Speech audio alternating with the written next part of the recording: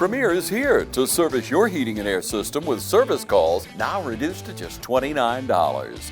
Offer good during regular business hours right now. Call 478-300-2633. Premier Heating and Air, where financing is available for repairs. Take advantage of Premier's end-of-the-year closeout with up to $2,000 off new heating and AC systems while supplies last. Premier Heating and Air, a locally owned and operated company. Log on to dublin.premierishere.com or call us at 478-300-2633. Welcome everybody. I'm glad to have with me today Dr. John McElveen, and we've been talking probably 2 or 3 months about stress in the, I call it stress in the farmland. Both of us grew up working on farms. I grew up in tobacco, and I think you dabbled a little bit in tobacco, didn't you? Briefly, until the farmer figured out I wasn't good at that, so I went back to my farm. Why didn't I do that? My daddy wouldn't put up with that. So, yeah, there's something to be said about not only the family farm, because today I was with the junior farmers people here a month or so ago, and looking at the younger and younger, you grab them farmers, because a lot of farms are small farms. Right. You just got back from organic farmers summit, I guess, and some are small, some are big. That's exactly right. I mean, James, they had folks that were growing mushrooms and microgreens in their backyard in a shed, and then they had folks that were growing industrial fiber plants and things like that were hundreds of acres. So it was a really interesting group in terms of the just the differences in what they were growing and how they were growing it. So why is farming important to all of us? Well, you know, I think folks within the ag community certainly don't need an answer to this question. They know that, but you know, your general consumer out there, even in areas where there's a lot of farmland around it, go to that grocery store and they don't know, and maybe they shouldn't know just because it's not their perspective or their frame of reference in their daily lives, but they don't know where that food starts in that chain. And so in a nutshell, farmers feed us. And whether that's the small farmer we were talking about up to larger family farms, you know, it's important to us to create that food chain so that we've got ready access. And we have, in the U.S., we have one of the best food logistical chains and access to good food. But there are places where it's, you know, there's not enough grocery stores and things like that, but it's just so important that we have that. It strengthens our country and our communities. Absolutely. You may pick them up at the grocery store, but that's just the last point before you're home. Absolutely. But farmers are so important. We're talking about stress today. So where in here do the stressors lie? Why are farmers stressed? Well, there are a lot of factors, and certainly, James, in this area, you've got the hurricanes that have come through, and so weather is certainly, whether it's something as catastrophic as a hurricane, you have so many things that impact the farmer from the standpoint of weather. So it can be drought, it can be too much rain, it can be storms, and it doesn't take a tornado to lay a field of cotton flat. It can be straight line winds that pop up that are almost a freak occurrence. And so weather certainly is one of the things. And stressors in general on the farm, there's so much that's out of their control. And that includes not only things like weather, it includes things like the the markets. Okay, so farming is one of those things where, you know, if all the farmers do really, really well and their crop is really, really great that year, if that's kind of true across a region or a country or the world in general now with the world markets, it can depress the price that they get. Yeah. So in some regards, some of that stress comes from they have no control over the price that they get for their crop, James. And so, and then conversely, they don't have any control over the input costs. So, you know, if they're using fertilizer or chemicals, if they are using irrigation equipment, they're buying tractors and combines and all that. They don't set any of those prices. So they don't set it on the front end and the inputs, and they don't set what they get from that. So that certainly is something. And then with an operation of any size today, almost all farmers are having to go out and borrow operational funds from banks, from ag credit institutions. And so they go out there on faith a great deal. And when they do that, you know, they're really counting on having that good crop. And it really becomes problematic. And the banks don't want to, you know, foreclose and that sort of thing. That's not good for their business either. But if a farmer has multiple years in a row where bad things have happened and they haven't had good crops, or they haven't made the money they need to make to service that debt, it can be very stressful for them. People, I don't think most people do realize, I know this last Hurricane Helene, I was talking to a farmer in Tattnall County, and also some of his land stretches over into Candler County, but he lost 1,200 pecan trees. Yeah. 1,200. And a lot of them, he said, were 25, 30-year-old trees just starting to really bear fruit. So that tells me, as a stressor, it wiped out over half of his pecan crop. I'd be pretty stressed if that happened too, because that is generational. Because if they're 30-year-old trees, it's going to take 30 more years to grow them to get them back where they were. And the odds are he won't even be here when those things.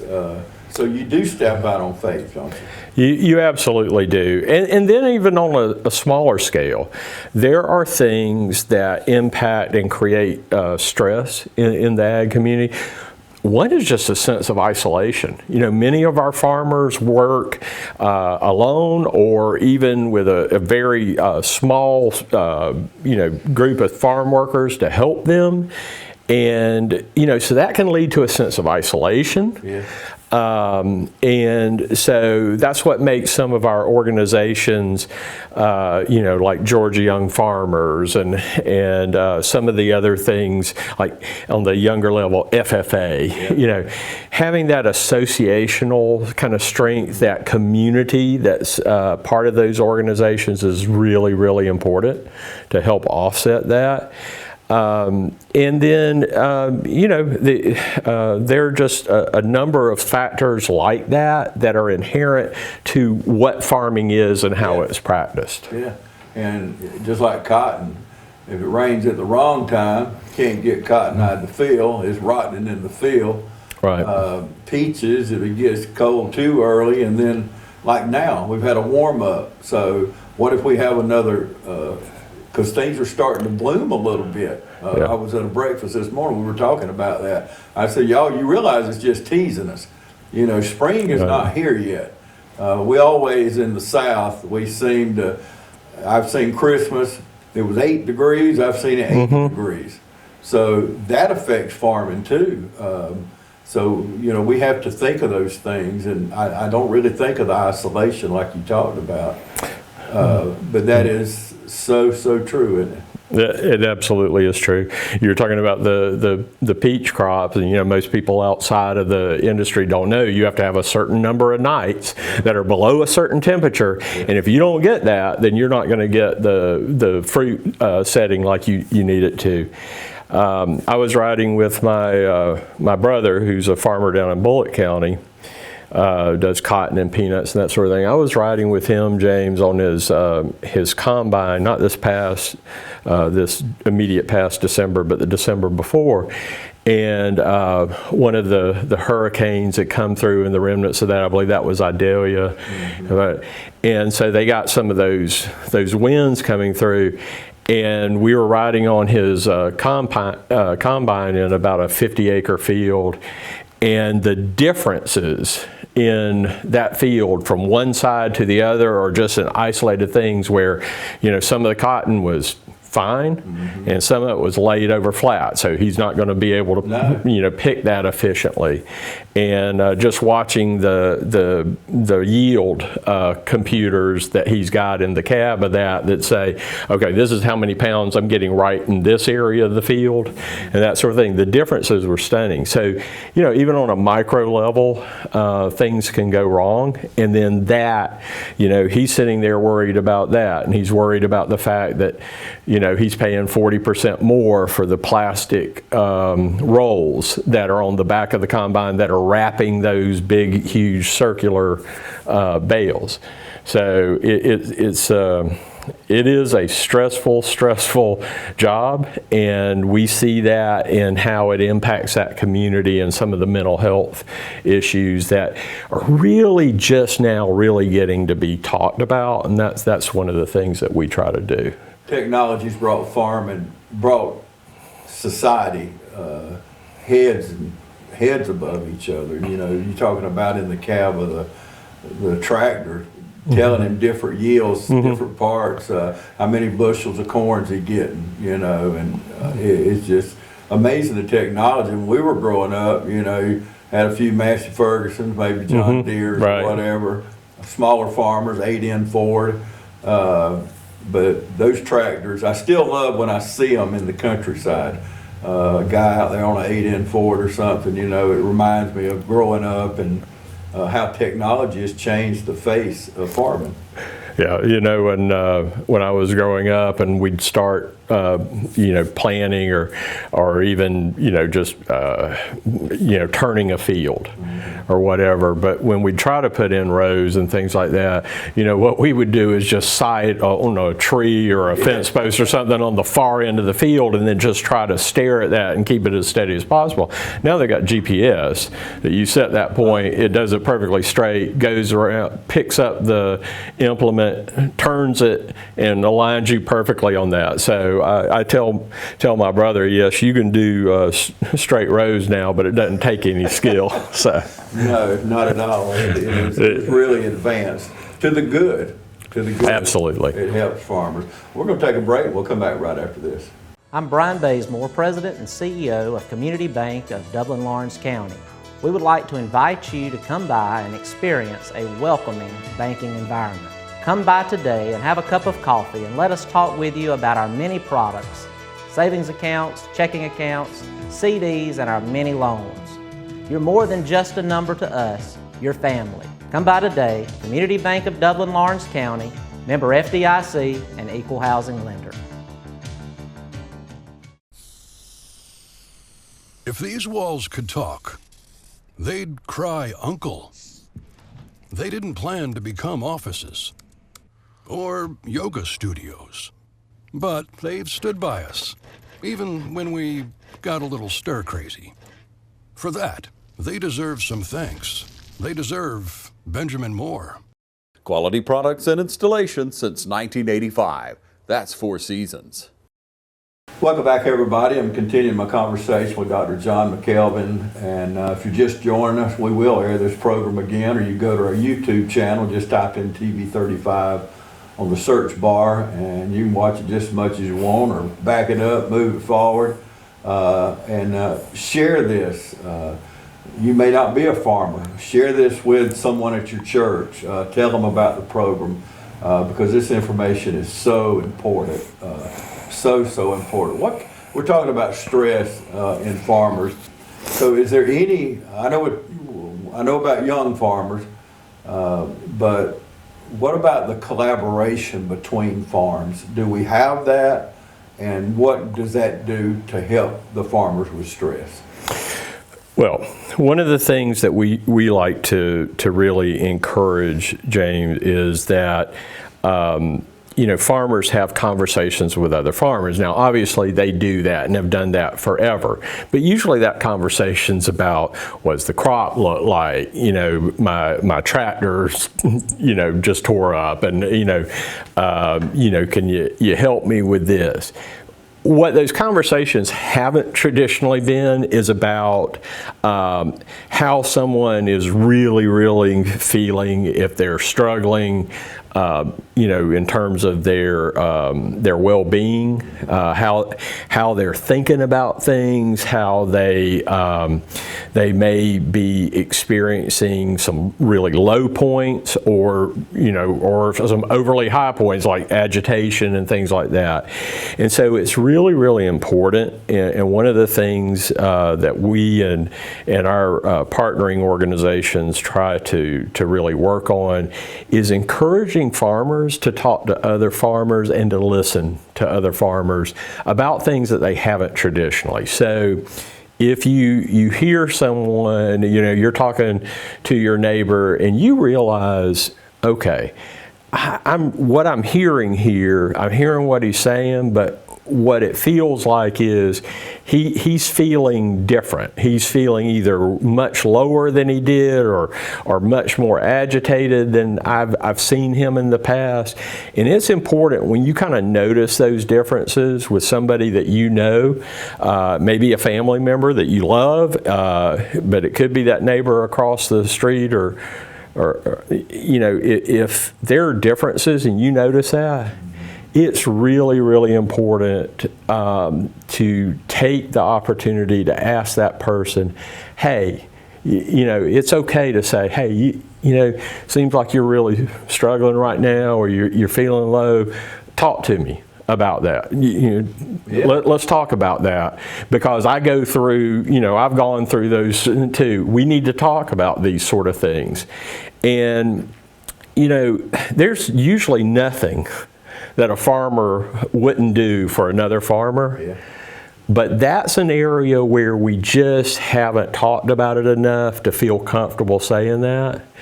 And so when I'm talking to groups, James, a lot of times I'm encouraging them to have these conversations when they notice something or there's something that person has said that worries them.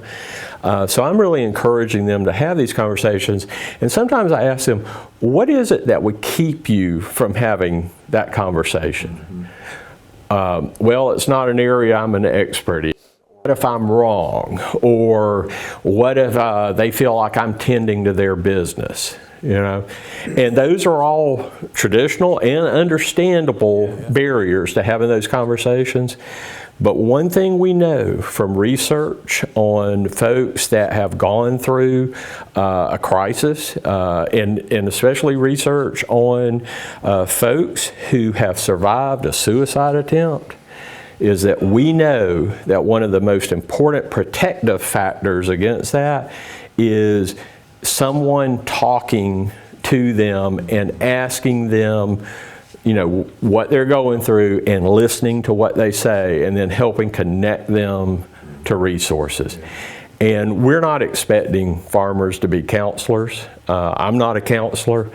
But you don't have to be able to know how to have a conversation with someone on a very basic level that shows them that you absolutely care about them and you can help them get to some resources. So is there any correlation between farm size and those stressors?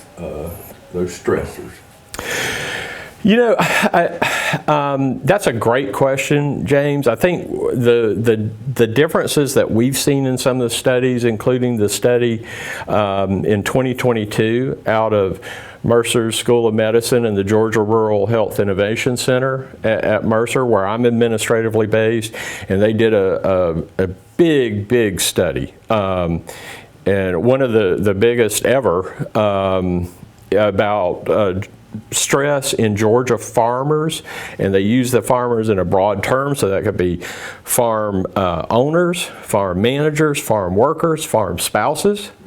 Okay, and they did a study there, and they were able to have people respond to this about a 15-minute long survey about their level of stress and even suicidal ideation.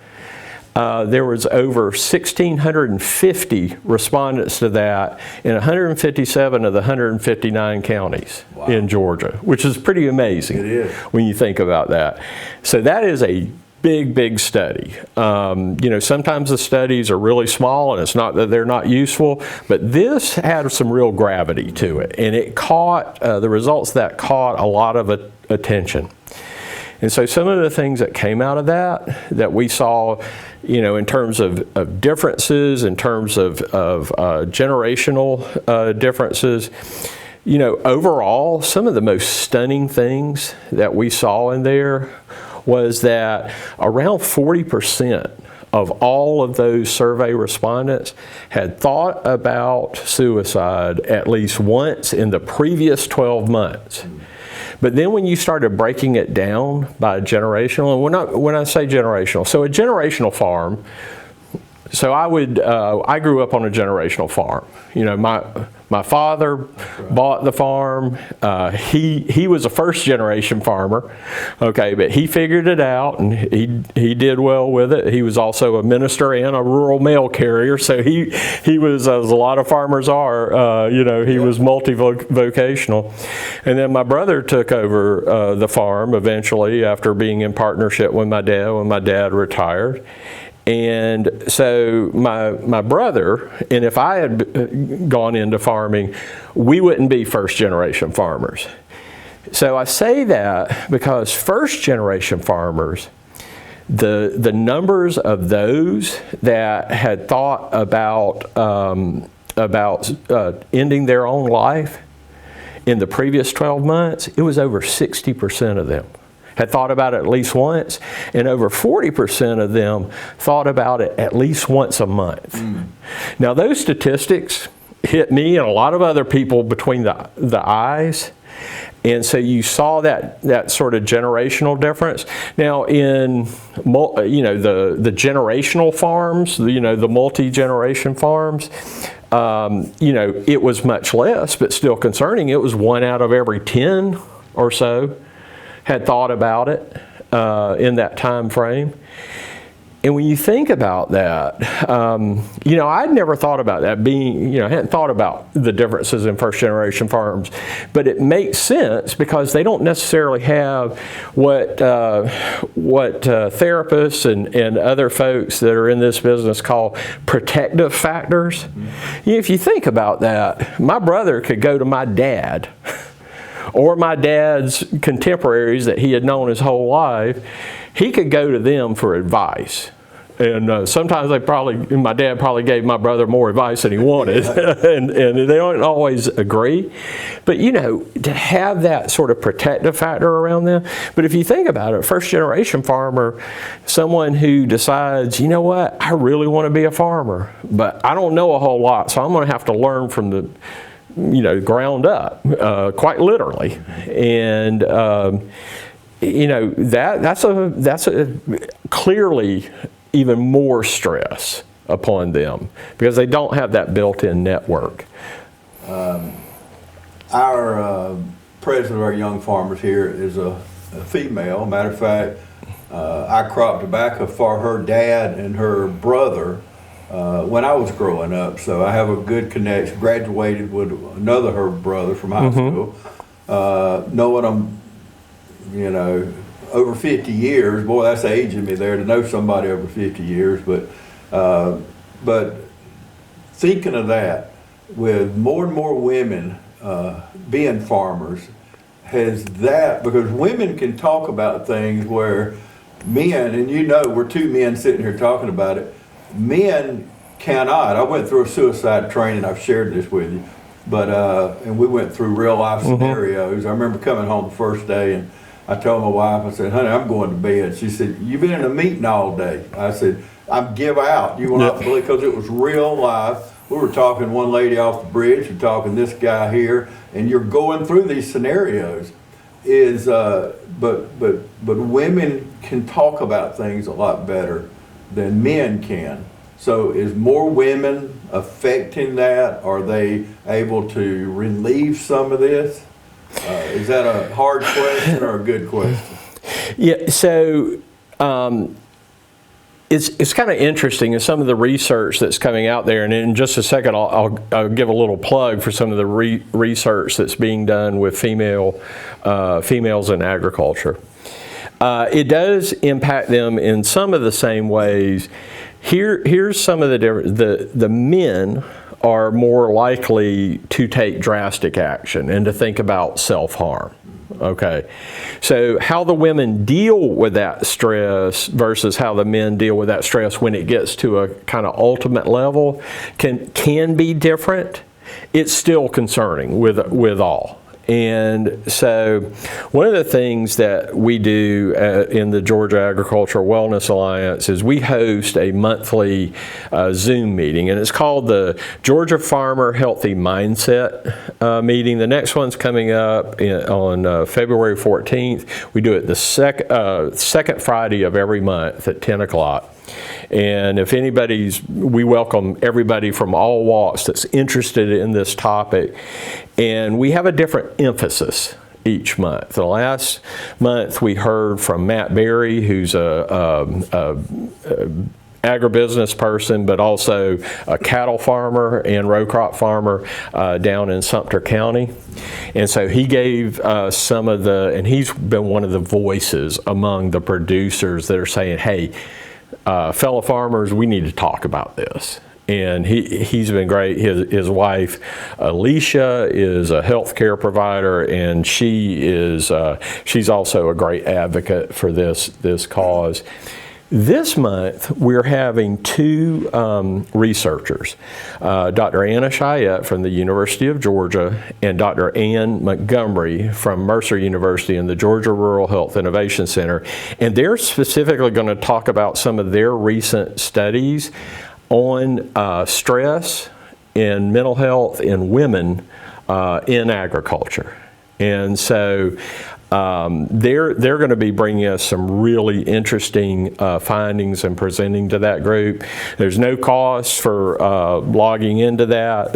If somebody wants to get the link to participate on that, they can contact me, and I know you'll post my email address and contact information.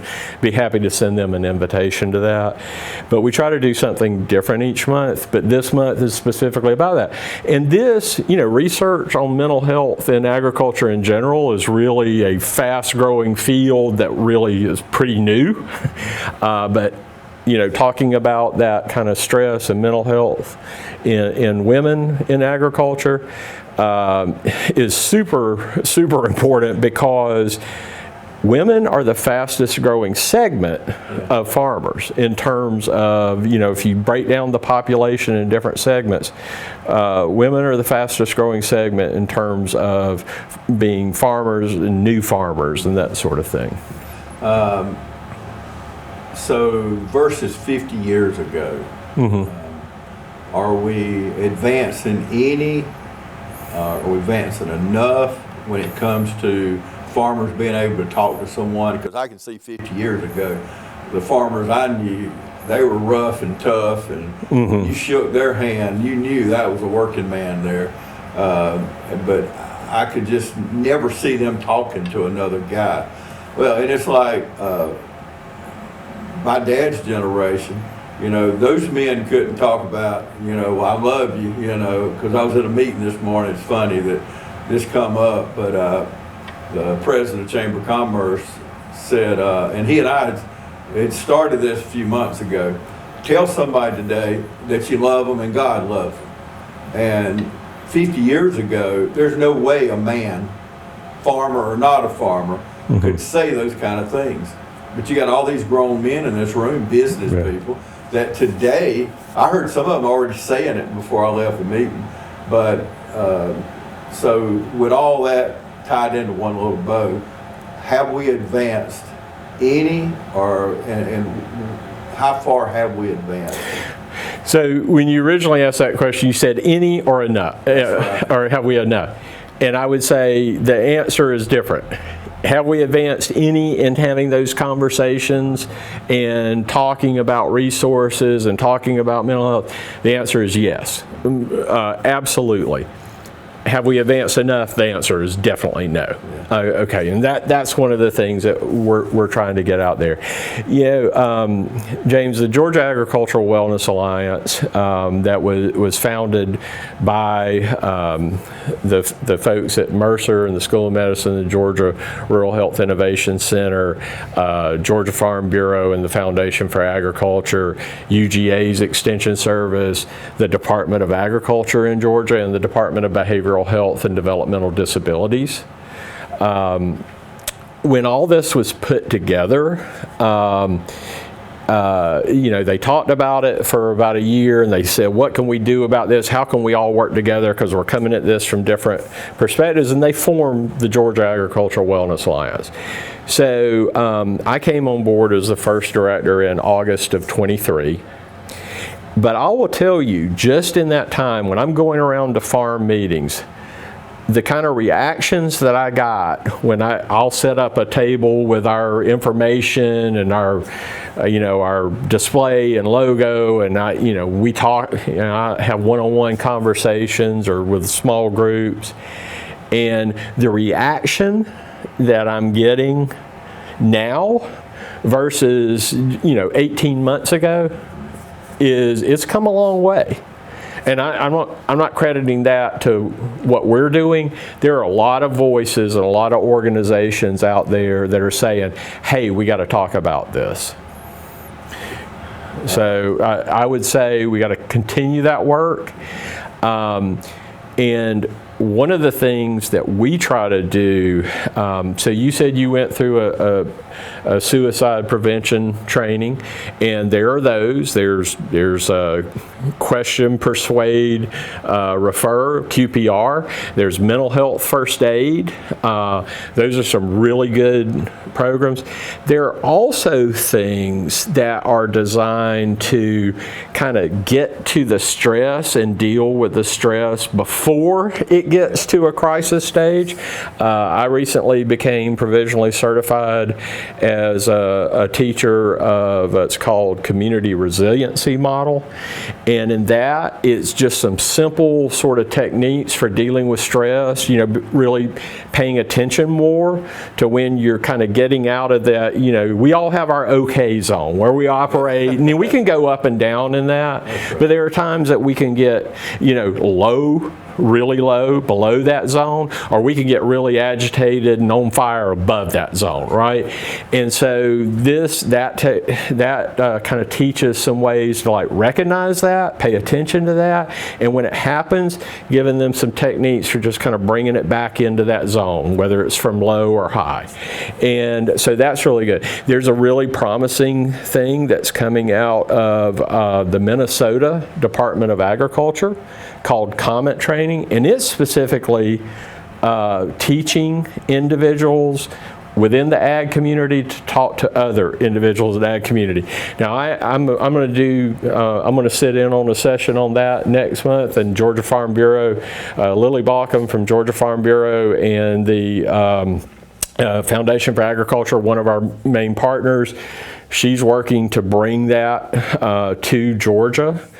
And it's called Comment, and it basically is all about having those conversations, teaching each of us to have that conversation that may not come natural to us, may not be culturally natural to us, because a lot of us were taught, well, you handle your own business, you don't pay attention to other people or get in other people's business and that sort of thing. You take care of yourself. But we all need help. Amen. Sometimes. Yeah. We all need help. Yeah, it's asking for that help, but we do. I say it often every week when people say something about our homeless ministry. I say, look, I need all the help I can get. And we do. We should want that help. Not just encouragement, but we need help. We need to go to the next level. You're talking about your brother talking to your dad, and to other farmers. We gotta have that that area of influence that we all have. So, boy, this is really good stuff. We're going to take another break, and we'll come back right after this. Allen's Heating and Cooling is your licensed Amana equipment dealer. Trust Allen's Heating and Cooling to install and service your heating and cooling unit. Allen services all brands, and with the purchase of a new Amana, offers a lifetime compressor warranty. Call Sean Clark or any of his friendly staff at Allen's Heating and Cooling, your Amana dealer. Amana lasts and lasts and lasts. Looking for your first home or your dream home? You can always depend on XL Realty Group. Our agents are committed to providing you with the highest quality client and customer service. Call one of our agents today. Tiffany Green, Yvonne Da Silva, Phil Dudley Jr., Latasha Harrell, Reggie Mack, Phyllis Rogers, Jo Beth Bailey Rozier, Brittany Stanley, Haven Stanley, Warren McClendon, Portia Willis, or Tara Williams. When making the type of investment that buying a home requires, you need to call the experts at XL Realty Group. Welcome back, everybody. We're going to kind of wrap things up. I know you've got a summit coming up. Let's talk about it. And also, you mentioned some resources. Are there other resources that are available? Absolutely. I'll answer the first part of that first. Each year we have, and this started several years back, the Georgia Farm Stress Summit. And so we, along with a number of our partners, in the Georgia Agricultural Wellness Alliance, the Mercer, the Rural Health Innovation Center, again, the same partners we talked about, Georgia's Extension Service, Department of Ag, Department of Behavioral Health and Developmental Disabilities, Georgia Farm Bureau, and others. Come together and we do a one-day summit where we talk about farm stress. We talk about support for it. We hear from farmers who are struggling, have had loss and that sort of thing. But we bring together that network around them. Our model is it's got the farmers and the farm families at its center, but it brings together the agribusinesses. The faith leaders, pastors are so important to many of our farmers in terms of dealing with their stress.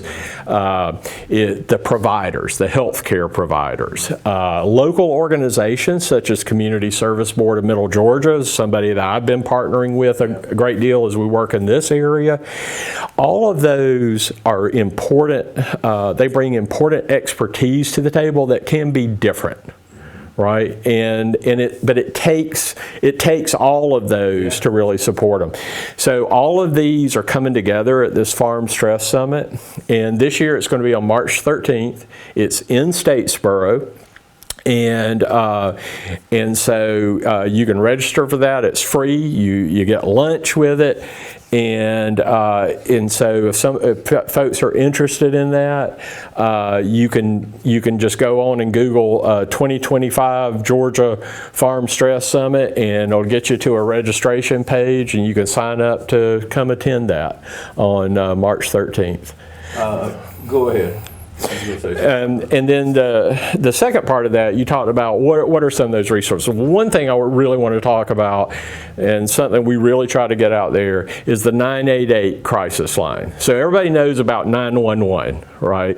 Well, 988 is that is a crisis line where, just like a 911, the person on the other end of that line are trained to talk about what's going on. And in 988, if a person's having a crisis, can be a mental health crisis. They're stressed out. They don't know what to do. They need to find resources. They just need to talk to somebody. It can be a substance abuse crisis. It can be somebody that you're worried about that you need help finding resources for. That person on the other end, they answer usually within 20 seconds of calling, and that person on the other end is trained to talk with that person, but really to listen to that person and figure out what would be best and get them connected to, helps them get connected to resources in that area that the caller is coming from. And it's a national thing, and so, but you know, we really stress that in Georgia as an immediate response to a crisis. Somebody needs help. That's where we need to be. If you're worried about somebody and you're really worried that they might be at that point, you know, one of the best things you can do when you listen to them and say, let me help you, get on the line on 988 with them or help them connect to a local provider that you might know. And then some of the other services that we do resource-wise, we're trying to strengthen our communities. So our model is we stand up alongside existing organizations and groups and individuals, and so we can bring in different types of training that I've already talked about. So if somebody wants to know more about technically, how can I help somebody? How do I actually have that conversation? How do I listen to them depending on that situation? We can bring in experts that are trained and certified to do these different types of trainings depending on what that community needs. Yeah, the 988 number is phenomenal. I actually called the number when they first started. You got to work the kinks out. I wasn't impressed, but I called 3 or 4 weeks ago, and it was amazing. Somebody almost picked up immediately. It couldn't have been 10 seconds. And the first thing the lady said, "Are you calling for you or somebody else?" Mm-hmm. And I said, "Well, ma'am," I told her who I was and what I was doing, and she was real nice. She talked to me just a few minutes. I had a few questions. But so the point is 988. I mean, anybody can remember that. And they're there. There's somebody there that's way more qualified than people in our area, except mental health does a good job. CSB does a wonderful job when it comes, cause with our homeless ministry, I put everybody in mental health to do an intake on them. And it's amazing how I had a family we found living in their car, a man and a woman and their 2-year-old child. And the guy didn't act quite right. Well, put him in mental health. He's a schizophrenic. Well, he takes a vaccine 1 time a month now at CSB. He's the most normal guy. He's kept a job all these 3 years now. He's a great husband, wonderful dad. But all it takes is those little extra things, you know, to identify them. And I would think it's the same thing throughout farmers, is identifying. You can't overcome the objection until you know the true objection, can you? Right, that's absolutely true. And I have to say the community service boards, which are located around the state, so they are, if they're not local, they're local adjacent. And they do a fantastic job of getting local resources and information and care providers connected to people on the local level. So, and I would very much think that that's probably one of the places, like if you call 988 because you're in a crisis or somebody is, they're probably, when they just do the resource connection, that's probably one of the areas they're going to go to depending on what that situation is. But I can't say enough about the folks at Community Service Board of Middle Georgia. Last thing I'm curious about, this is my term, extreme stress. What would that be to a farmer, and how do you handle that versus maybe some smaller problems, you know, when they're wound so tightly, right? And you know they've lost their crop 2 years in a row, or whatever the situation is. Is there different ways to handle stress? And it may seem like extreme stress to the person that's, you know, a smaller farm or whatever. But what do you do when you have that farmer? You can see he is extremely stressed out. You know, James, one of the things that's really important to know is that stress is a very, very, it's very differential and how it manifests itself within individuals. So, there's not a simple answer to that as far as what this person needs because they're experiencing this. But what we do know is it's important to talk with someone who is knowledgeable and that can kind of help that person based on what they are experiencing and why they're experiencing it.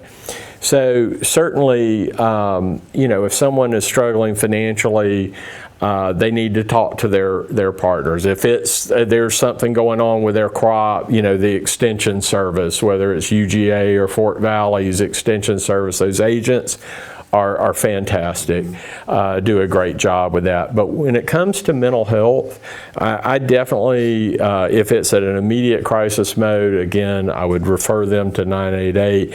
If it's a situation where I just need to talk to somebody about this, that's one of the things that we really stress is, and there's a lot more resistance to going to a mental health provider culturally than a physical health provider.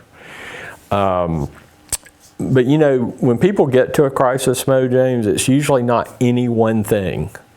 It's usually a series of things that are piling up on them. So it's important to kind of talk through each one of those. As I tell farmers groups when I'm talking to, I can't change the things that are necessarily stressing you out, but we can talk about how to productively work through those things so that you can get back into that I'm okay zone. I'm not perfect, right? I still have my bad days and my good days, but I'm in that zone where I can operate and go forward and help my family, help my friends, and and be the productive member of society that I have been. And that's what we want. Is there anything else you'd like to cover before we go? I just want to invite people to, if you're interested in this topic, interested in how you can support the ag community and more resources, you can get in contact with me at the Georgia Agricultural Wellness Alliance. Like I said, we bring together a lot of different folks who are interested in this topic, have a lot of different expertise, and I'd love to talk to people about this topic. I'm passionate about this topic, and if I can help in any way, shape, or form, then just contact me. Even if you think your question is a small one, sometimes those are the most important ones. Well, this is just the first of many interviews. We're going to have different people, different topics, different expertise. And when you bring all those minds together in one room, you can accomplish more than you ever thought you could. But I want you to know the number's right there on the screen, but the National Suicide Hotline is 800-273-TALK.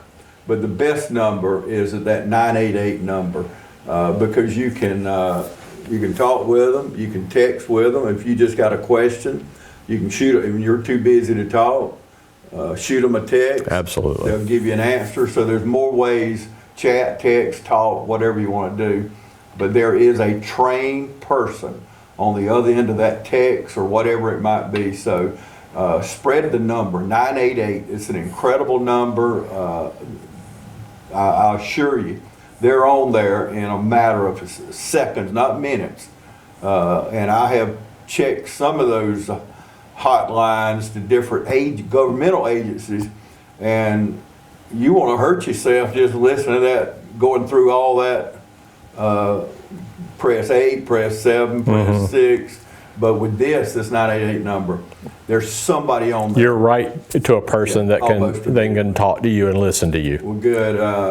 I've learned a lot today. I hope you have. And like I said, we're going to continue this conversation. Thank you so much for coming in today. Absolutely, and if I can help any of your viewers, if we can come talk to their group or community about this topic, I go all over the state spreading the word and trying to provide information about how we can help our agricultural community. Okay, thank you for joining us today. If you're watching us on TV or YouTube, or as I was at breakfast this morning, there were some young people sitting with me.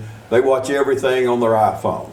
You know, they don't even use iPads anymore. They used to be popular, but these young people, they're attached at the hip to that phone. So that's where all the communication comes from. So no matter how you're watching us today, thank you so much for tuning in.